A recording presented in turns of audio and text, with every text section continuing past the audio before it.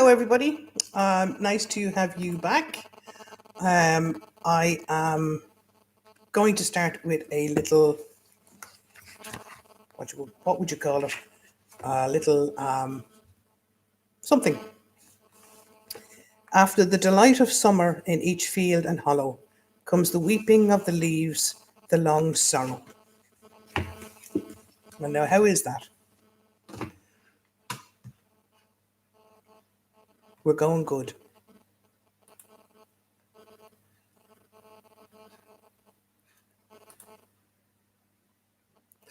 It is good to be back with you again. I'm aware that some of you might have an issue with coming online.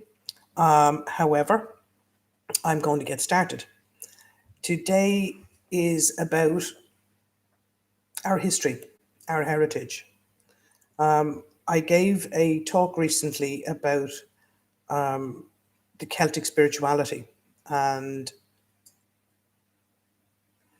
how we need to know our history, how we need to know our background. Because if we don't have a background, if we don't know what our background is, then really we haven't got a clue. We don't know where we are today and we don't know who we are. So it's important to get in touch with our history, where you come from, what it's all about. Because the things that trigger us today may not actually be what we're dealing with. We could be dealing with something, somebody triggers anger in us today, but we might actually be working with anger from the past. Somebody asked me during the week what was the difference between insecurity and what's the other word that they used? Insecurity and boundaries. Insecurity is basically having no boundaries. Insecurity is not being able to change, not being able to do anything because we're afraid. So you're really working with fear.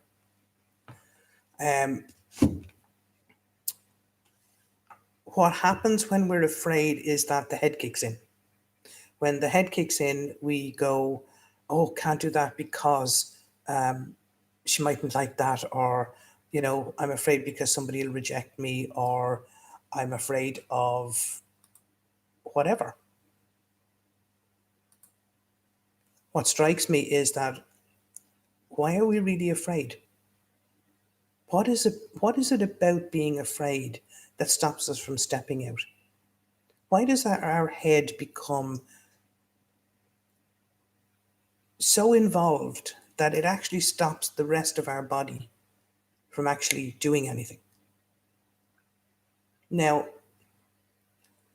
fear can be debilitating. I mean, it really can. If you think about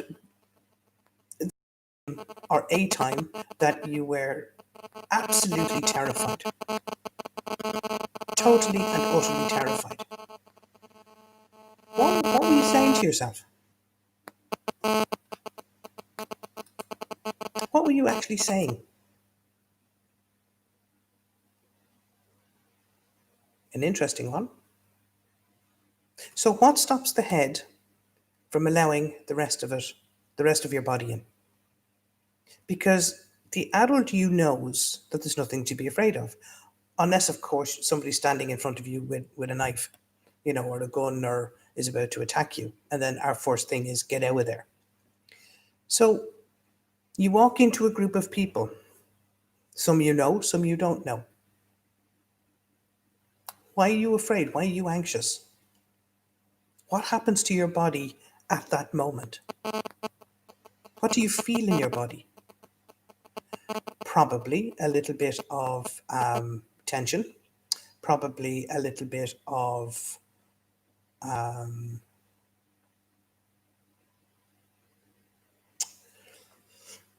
maybe tingling or butterflies or anything. It could be a shiver, it could be a shake. Doesn't really make any difference. the fact that you feel it. Now, when you feel it, what do you do with it? Most of us go straight up into our heads and we don't analyze it, we react to it. When we react to it, that's the head. That's the head. We have given permission to the head to say, it's okay to be afraid, I'm going to run. Now, the problem with running is that we have no control. We've lost control. We've actually lost control of ourselves. That's the sad part.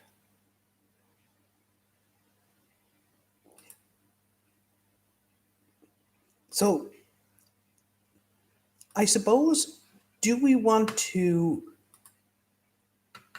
stay in the fear, or do we want to deal with it? Now, that's an interesting one. How many of us actually want to stay in the fear? Most people would say, no, I want to get rid of the fear. I want to live my life. So why don't you? Why don't you actually live the way you want to live? Why do you need to live out of fear? It's a question you need to ask yourself. It's a question that you need to look at and kind of ask yourself, what is it that stops me from actually making a step in the right direction?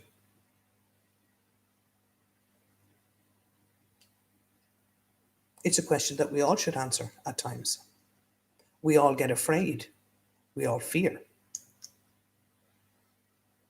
However, it is necessary to look at it and kind of go, well, can I be a little bit stronger than my head? Can I actually be stronger than my head? Yes, I think I can.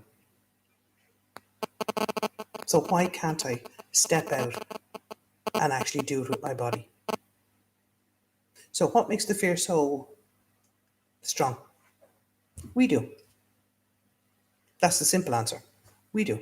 We give permission for our head to slip in and say, way, you do what you need to do, and my body will follow suit.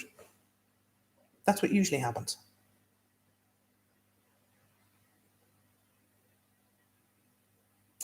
However, if you want to become a freer person, if you want to become a person that is in control, then you need to be able to step out of your comfort zone. You need to be able to say, do you know something, head?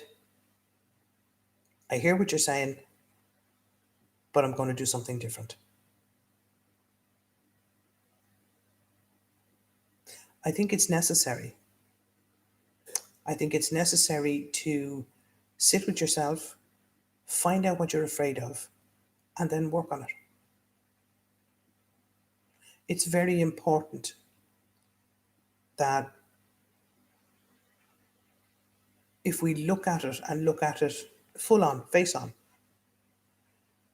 we will actually break through the barrier of the fear. The question then becomes, what am I afraid of? Am I afraid of being rejected? Am I afraid of being abandoned, of being hurt? Probably. But if you stay in that mode, if you stay in that fear, then nothing is going to happen. Nothing is going to change. That's the weird thing. Nothing is actually going to happen.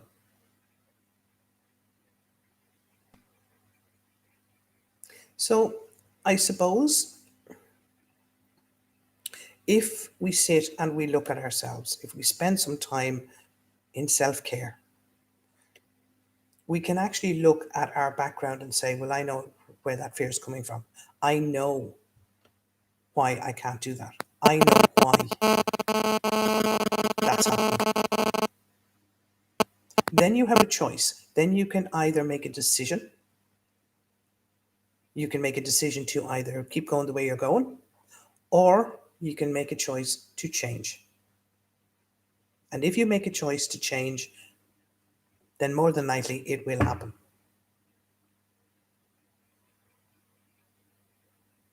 What happens usually is that we make the wrong choice. We make a choice to do exactly what we've always done, and therefore we get the same answer each time. I would question why people are so afraid now, today. What makes you afraid? What are you afraid of? If we allow the fear to run riot, we actually can never live a happy life because that fear will always be there. It'll always be present. So, how about making the decision today to recognize the fear, to acknowledge the fear, and step out of it anyway? Make that choice.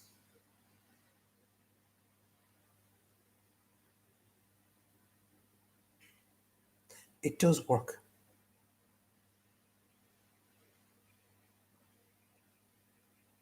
I would ask you right at this moment to look at yourself and ask yourself, what am I afraid of? What's my biggest fear? Am I afraid for my family? Am I afraid of going outside the door? Am I afraid of dogs? Am I whatever you're afraid of? What's your biggest fear? And ask yourself, what's the worst thing that can happen?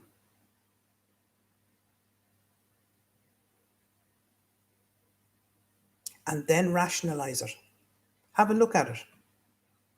Really, is it possible? I'm afraid to go outside the door because I could be hit with a bus. So I don't go outside the door. Okay, that's fair enough. I could fall down the stairs, break my neck. So if you continue to live your life out of fear, you will never do anything. You will never, ever be yourself. So it is necessary for you to be able to say, do you know something? I'm afraid, but I'm going to give it a shot anyway.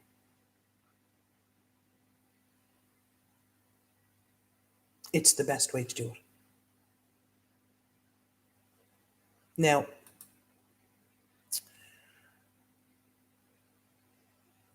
I'm aware that some people may not be able to access this live feed at the moment. I'm not sure why or what the problem is, but you'll always be able to look back at it later on, and I'll try and work out what the issue is, because I am live, but some people are saying that they're having problems getting in. So you might have to look back over the video later on. So back to fear. You know when somebody says they're afraid of dogs, okay, because they were bitten as a child, so they got hurt. Then they're an adult and they're terrified of all dogs. Why are you afraid of all dogs? Only one dog bit you. Now the adult part of you is saying, yeah, only one dog bit me. That dog is well and truly dead and buried. Why am I still afraid of dogs? Logically speaking, you would say, well, not every dog is going to bite me. That's the adult part of you. But the child part of you is going to say, I'm afraid of dogs because I got hurt. Now that's a practical one. What about an emotional one? Somebody emotionally abuses you. How are you going to be as an adult? Absolutely terrified. Afraid of relationships, afraid of connections, afraid of intimacy. So you have to look at that and look at that fear and say, well, okay, if I'm in control, I can control how I feel about somebody, how I connect with people, how much I'm intimate with somebody. I'm in control. My fear isn't. But if you let the fear have control, you will always feel alone. And you may use the excuse, oh, well, I like my own company. That is true, we do. Sometimes we love our own company. Sometimes we love to be by ourselves. But think of the times you've been alone. Say, for example, during the lockdown, and you might have been on your own. How much of that did you really like? How much of that was you suddenly realised, do you know something? Is this ever going to end? Because the fear was bigger than you. So therefore, the fear needs to be controlled. And the only way to control fear is to get above it. And to get above it, you need to accept that you're in control. Some people would say control is an illusion. To an extent, it is. However, there is a certain amount of control that we can have to make a decision, to make a choice. And we choose either to be afraid or not to be afraid. And how we respond or react to that. If I'm an adult, I can respond to fear. I can say, yes, I'm afraid. This is what I'm afraid of. And I do something about it. But if fear is in control of me, the fear hits, I recognize it, I know it's there, but I still go with it. Fear is in control. So what I'm suggesting is, people, take your power back. Empower yourselves to make the choice to rise above fear, or anger, or sadness, or whatever. Now, it's not saying that we eliminate them. We need sadness, we need anger, we need fear in our lives. Because they need to be able to tell us, that's a big angry dog, he's shown his teeth, I need to be afraid. But then I make a choice. What do I do? Hold out my hand and let him bite it? No. You turn around and you walk away. Or if he's too close, you turn around and you leg it. But you're in control. If you're angry, you have a choice. Do I let my anger out? Or do I let it out kind of like safely? There's no point in going into the middle of Tesco's and you lose your temper and you start flinging everything around off the shelves. That's only going to get you into trouble. So you have a choice. Walk out and say, do you know something? I need to get rid of this anger. I need to sort this out. And go and do it safely. I have a thing that I give to people when anger comes up. And I always suggest it for some of my clients, that go into a charity shop, buy €10 or whatever your exchange is, dollar, peso, whatever it is, €10 of Delf, and bring it home with you. The worst pieces of Delf you can find in the charity shop. Bring it home. Get a baseball bat. Go out the back and break the crap out of it. That's a safe way of doing it. Plus, the charity wins. You win. It's about using what we know to release the emotion. It is necessary to release the emotion safely. As I say, there's no point in going into Tesco's with a bat and saying, right, I'm going to break all the dishes in Tesco's. Yeah, that's not going to get you too far. But by creating a way that you have available to you to release it over a period of time, then it's not going to affect you to the same degree as if you've no control. I would strongly suggest to people today to go down to any charity shop, get €10, even €5 of Delph, set it up in the back garden, and when you feel angry, go out and beat the crap out of it. The noise alone is powerful, but also the swing. I like to use a golf club. Not that I have one anymore, but you know what I mean. Anything that you need to swing. And when you get angry, go out and do it. And even if you're not angry, go out and do it, because it'll get you into the habit of doing it. It is necessary for us to be proactive with our emotions.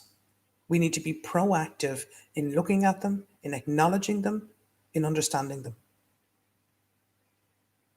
Now, what about sadness? We need to cry. We need to be able to cry. But if we try to hide when we're sad, what's the point? Again, practical way of dealing with that. Go into your room, wrap yourself in a duvet, just let it come out. Just allow yourself to feel sad. It helps, really does help. What other emotions have we got? We've done fear, we've done anger, and we've done sadness.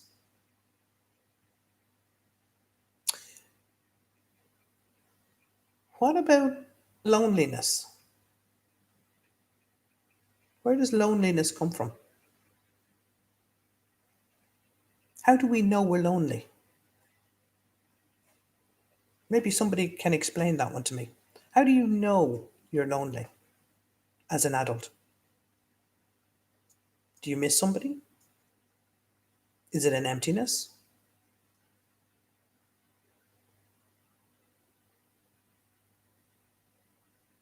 I think it's a multitude.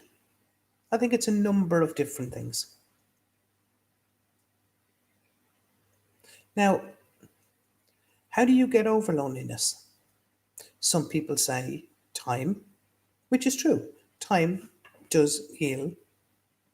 There's no doubt about that. But there are things that you can do when you get over the initial piece of loneliness, the initial effect. Try going out for a walk.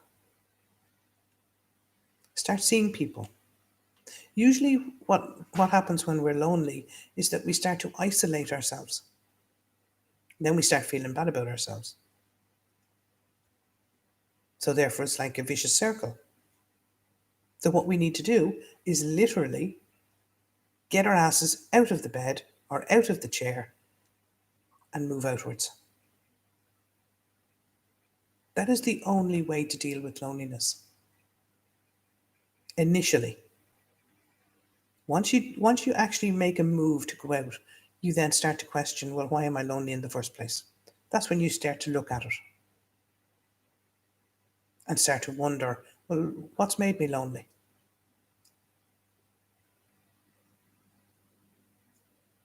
What has me in this way in the first place?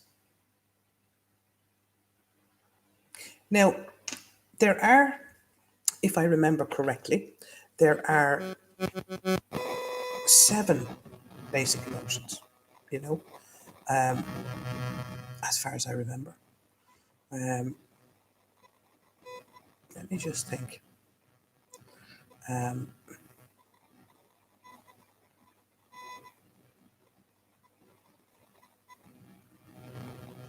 yeah, I can think of 7. Um, Love, anger, hate, surprise, disgust. That's 5. Um,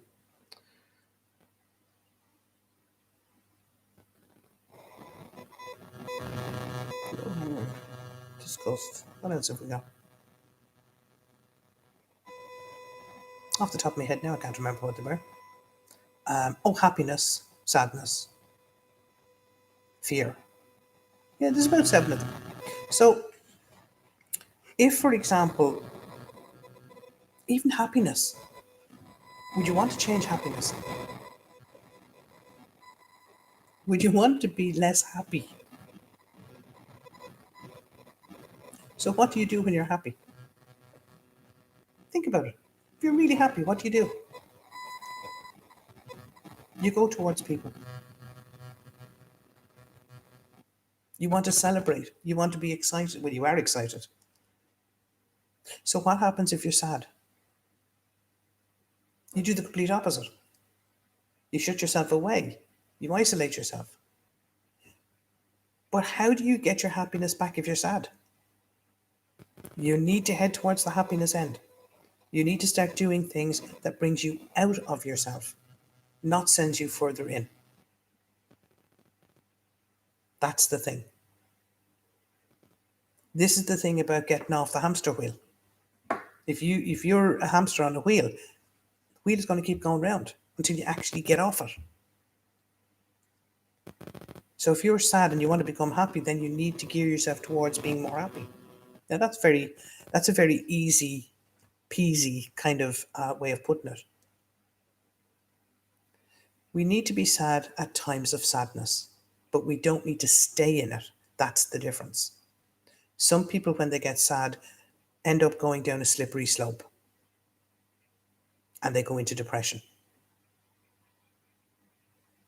And again, you have a choice. Either release the sadness or the fear or the anger or whatever it is, acknowledge it, and then work towards going back to a balance. And the balance is happiness, sadness, fear, anger, all of those at an even level. There has to be an even level within yourself so that you can create an atmosphere of, yes, I can deal with fear when it comes. Yes, I can deal with anger when it comes. Yes, I can deal with sadness. And not get worked up over it.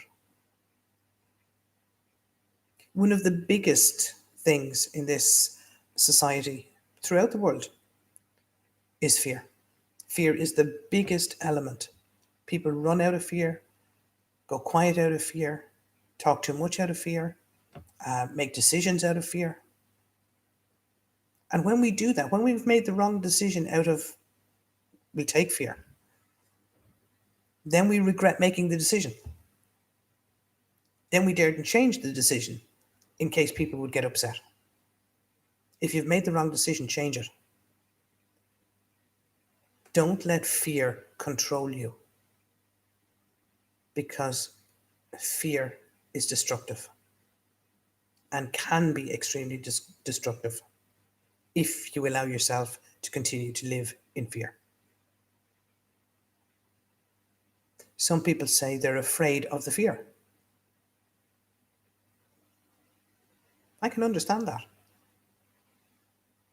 But that's a cop-out, for want of a better word. That's giving it an excuse. You have a choice. You have a choice whether or not you stay in it or whether or not you fight. If you want to fight and you can't do it yourself, get some help. There's plenty of therapists around to give you a hand. Plenty of friends around that'll give you a hand. Although, if it's fear or anything like that, then you need somebody who knows what they're talking about. But if you allow it to control you, you will stay in the fear. However, if you choose to gain control of it, then your energy changes around it. You start to think and wonder, how can this be different? How can I make this different? How can I not be so afraid?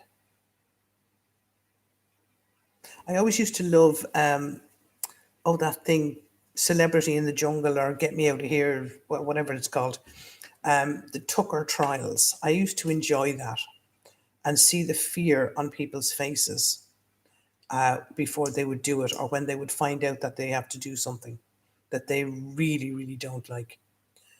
And yet they did it. They tried it. Now, most people would just see that as entertainment. I saw it as something very different. I saw people being able to overcome that moment of fear and take control. I also saw people who couldn't overcome their fear and backed out. Which one is better? I leave that up to your own thought pattern on that. But fear can be debilitating. And usually fear comes from our childhood. Actually, 90% of the time it comes from our childhood. The other 10% is what we call justified fear, where, as I said earlier, a dog is standing in front of you and he's about to bite you, or an attacker is, you meet him in an alleyway. That's justified fear. But the other 90% is not justified fear. It's fear, full stop, and something that we can overcome. Now, it's easy for me to say that. Do I ever feel it? Absolutely. Do I ever fail in overcoming it? Absolutely. I wouldn't be I wouldn't be one to say, oh yes, I'm wonderful at this, I can do this. Not a chance. I fear just as much as anybody else. And sometimes I fail at carrying out my own advice. I think the difference in some cases is that hindsight is brilliant. And if you're prepared to work on yourself, then you will learn afterwards. Oh God, I wish I had done it that way. Believe me, you will get another chance to do it the other way. Because fear is always around us. All we have to do is go outside today. How many people are living in fear of this virus? How many people do you meet? And not alone do they take 2 steps back and 2 meters of a distance, but they nearly go to the other side of the road if you start to sneeze. People are terrified. Some people have a right to be terrified. Elderly people, people with immune problems, people with underlying difficulties, they all have a right to be afraid. We all have. Some people say it's like the flu. Well, if you're well and you have a great immune system, of course it's like the flu. But if you don't, if you have an underlying problem, a health issue, an immune problem, you are going to be afraid. Now, that's justified fear. And those of us who have a healthy immune system need to respect those people who have the fear. We need to respect each other. If we don't respect each other, society, our communities, our friends, our neighbours, society will change. And not in such a good way, because fear will be ruling. And that to me is a terribly sad outcome. We have seen when we had the lockdown of the community spirit in some places. It was fabulous. Everybody respected everybody. But after a couple of months in lockdown, fear stepped in.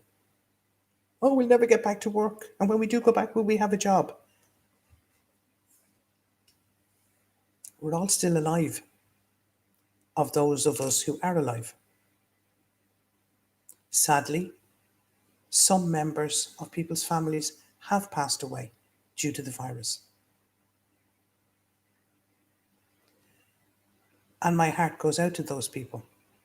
My heart goes out to their families. Those who are in hospital. Their families are terrified. The people in hospital themselves are terrified. Fear is real. But what we do with it is our choice. And I do hope that anybody that is in hospital will come out and will come out safely and back to their families. So you see how fear can create disrespect, disconnection, detachment. We need to care for one another. But first of all, we need to care for ourselves. And being afraid, yes, being careful is one thing. But being terrified is something completely different. So I just hope that every time that we feel afraid, that we will have the adult part of us saying, okay, well, what can I do to create a different scenario of fear? How can I overcome this fear? Do I need to act upon this fear? Do I need to step back from this fear? How do I change that?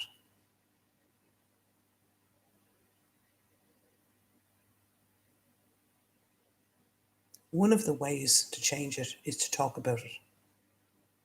Not argue about it, not get into a big rigmarole about who's right, who's wrong, and who's whatever else. That's blame. That goes into a completely different setting. But talk about it, express it.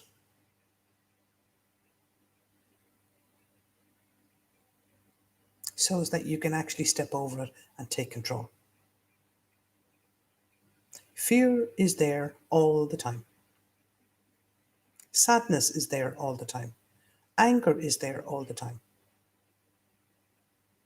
Happiness is also there all the time. But we have to choose it. We have to choose it and we have to act it and act upon it. Don't take things for granted.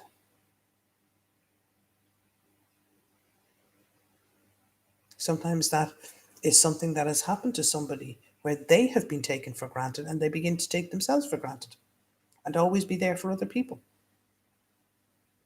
It's time you were there for yourself. Start looking after you. Then you can look after other people. I don't know whether it's an Irish thing or whether it's just a human thing where we were all, when we were growing up, told, respect your elders, look after everybody else, then look after yourself. Which, by the way, it never got to you because you were always looking after everybody else. Now, how many of you are still doing that? How many of you are looking after other people, regardless of whether it's for a lift, whether it's for collecting their shopping, whether it's for, walking their dog, and forgetting about yourself? A huge amount of it is about self-care. Try asking yourself, what is it that I need right now? Do I need to walk this dog? Do I need a walk? If I need a walk, then yeah, sure, bring the dog with you. If I have an appointment in half an hour and somebody comes along and says, will you drop me here? That will take another 20 minutes. What do I do? 9 times out of 10, we will say, oh, get in and I'll drop you. And then I'm late for my own appointment. That's not self-care. Self-care is I need to be at this appointment at this time. I'm sorry, I can't give you a lift today. But if you let me know in future a little bit earlier, I might be able to move things around a little bit.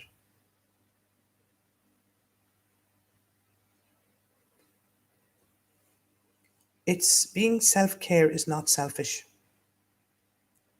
Doing self-care is not being selfish. Looking after yourself is not being selfish. I suppose to put it in plain terms, if you're tired, if you're after working all day and your partner is at home minding the kids, and you come home from work and you're absolutely exhausted, and the first words that are said, "What's for dinner?" What do you feel? Hard done by? Do you get angry? Or do you just throw your hands up at it and go, "I don't know, I'll go and look in the fridge"? Where's the self care in that?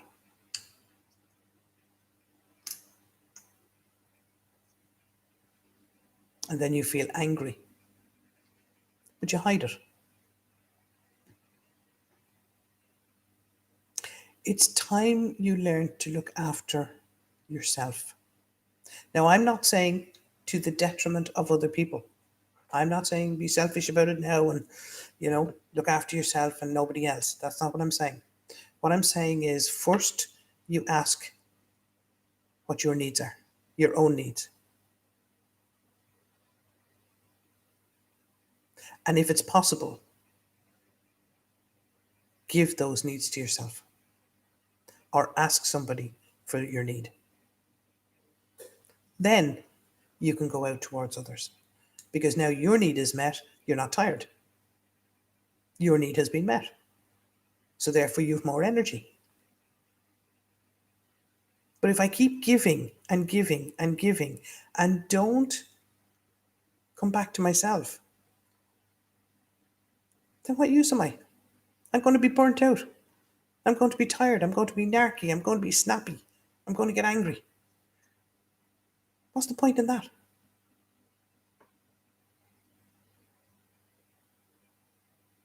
It is time that we took control of our life and said, I need this.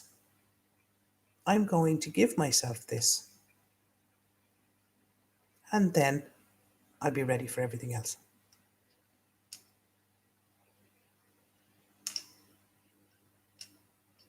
I think it's essential because otherwise you're going to, as I said earlier, you're going to burn out. You're going to be angry. And that will cause tension. That will cause numerous problems in a relationship.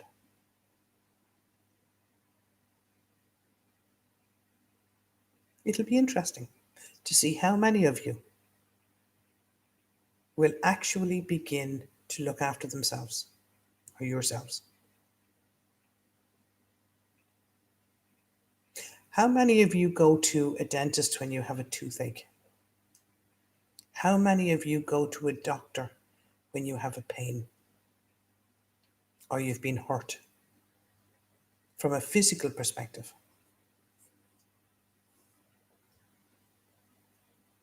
Naturally, you would go to a doctor, get a pill, get an x-ray, have bloods taken to find out what's wrong. Emotionally, you need to find out the same thing. A doctor, as in GP, cannot tell you what is wrong with you emotionally, but he can tell you what's wrong with you physically. So the next time you get a pain in your neck or a pain in your shoulders, or you're tense and you wonder, what's that from? Oh, well, I did a bit of gardening now and that's probably what that's from. Seriously? Find out where you hold your tension. Where do you hold your emotion? Have a look at yourself. Talk to yourself. Ask yourself the question, what am I feeling right now? Am I happy? Okay, I'm happy. Am I showing it? No, I'm miserable looking. Then you're not really happy, are you? If you're crying all the time, ask yourself why. What is being triggered in me? What do I need to look at?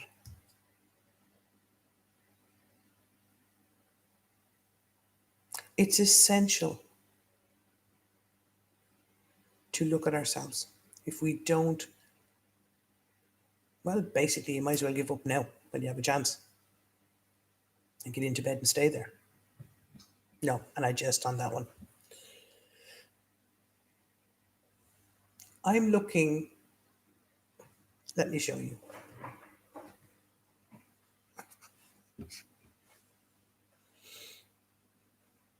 That was a bamboo.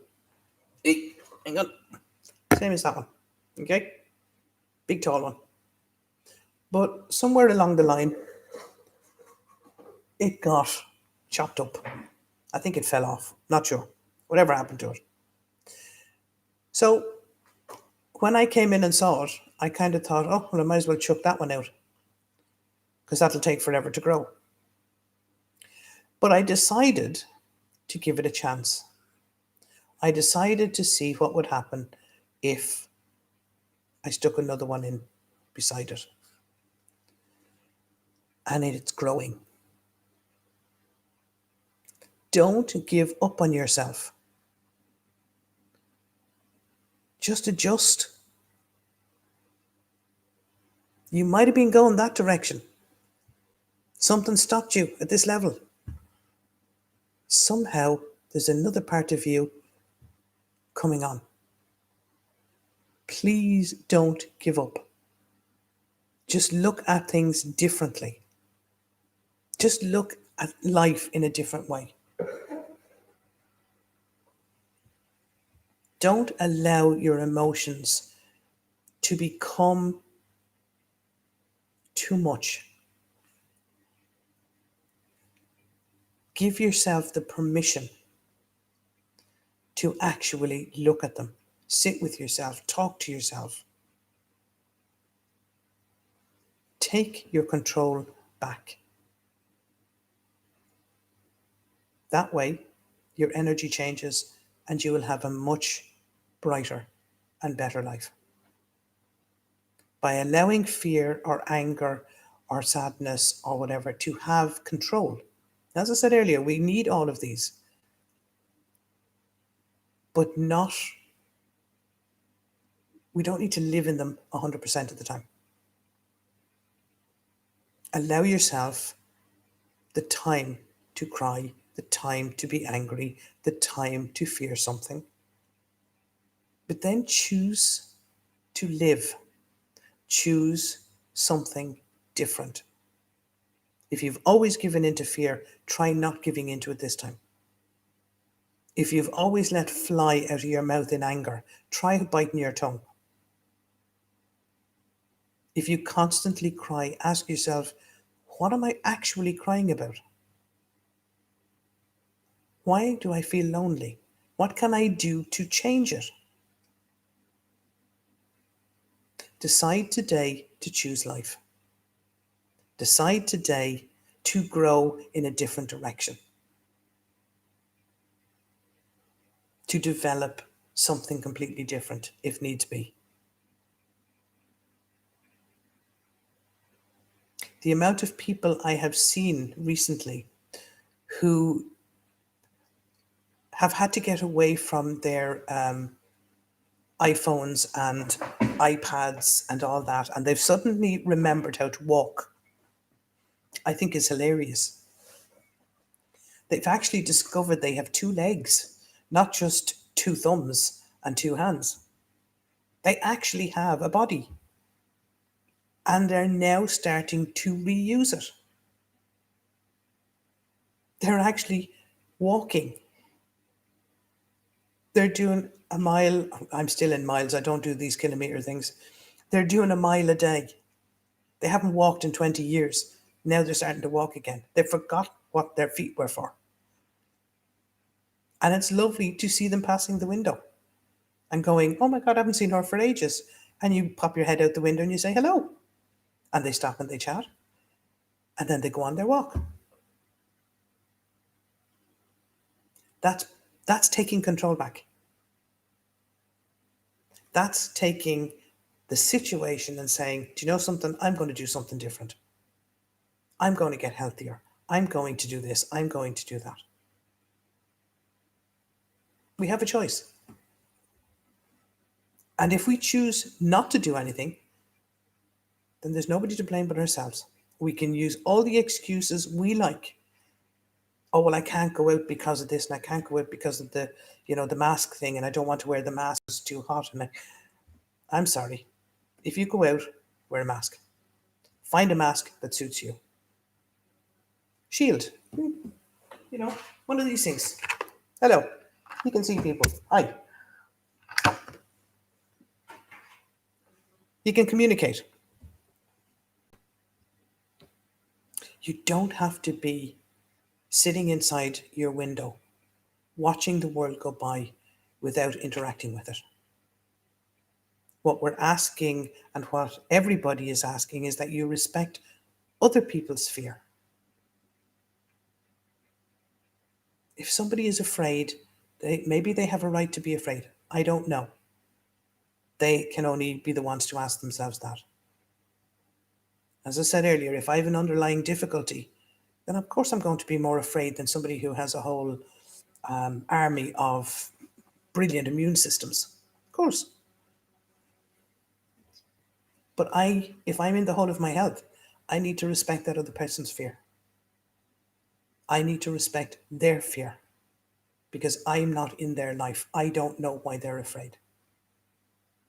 And I have no right to try and control their fear. That's taking their power away.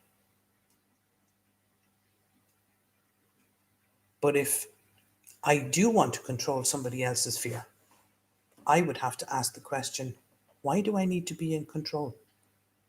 What's going on for me that I need control? Where did I lose control? In my past life? Why do I suddenly need to control everything? Whether they wear masks, whether they don't wear masks, whether I can open, whether I can close, whether I stay in, whether I go out. Now, I'm not saying that it's not necessary. In some cases, it is very necessary. It comes down to how much do I respect myself? And if I respect myself, I will respect other people. And if I have control of myself, I won't need to feel the need to control somebody else. Why do I feel the need to control somebody? What's missing in me that I feel the need? I have to control their life. Oh, wow. And I'm not talking about the government or anything like that. That's a different kettle of fish. They need to do what they need to do for the country. I'm talking about as individuals. Why do I criticize somebody who wears a mask? Why can I not say, do you know something? That person might be afraid. Fair dues to them. They're doing what they need to do. That's respect. If I don't want to wear a mask, that's fine. I don't need to wear a mask. I don't want to wear a mask. But if I see somebody with a mask, I'm not going to run up to them and start hugging them because they're afraid.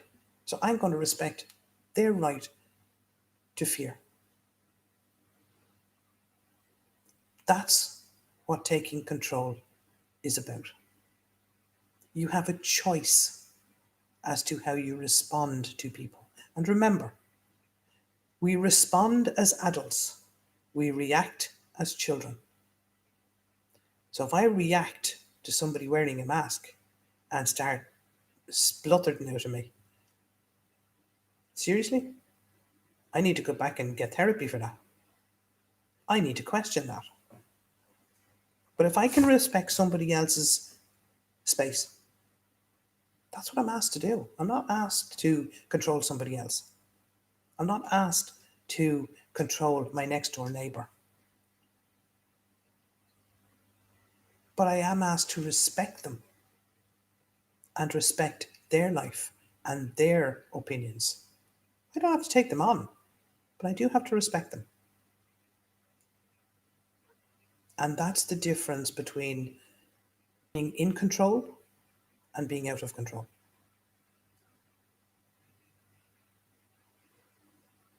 And I do hope that we learn to be more community orientated through this pandemic.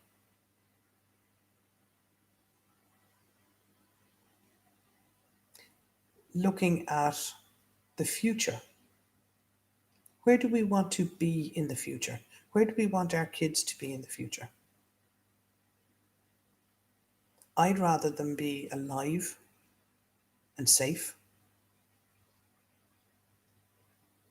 than terrified of stepping out of their own front door. But in order to do that, we have to take control of our lives now so that they don't have to fear in 10 or 15 years down the road. So allow fear to educate you. Allow fear to give you the knowledge that you need, but do not allow it to control you. Because that's when we can fall into different categories of anger, depression, sadness, loneliness, hurt, all of that. So we need to be able to look at ourselves and say, do you know something? I respect that. It's not for me, but I respect. So let's respect each one. Let's respect ourselves. And I'm very conscious that the time is nearly up. And I look forward to seeing most of you next week. No, not next week. At the next, I'll send a link out for the next live broadcast. It'll probably be in about a month's time. Please stay safe. Please stay well. Look after each other, but more especially look after yourself so that you can look after other people. Stay safe. Stay well. Namaste.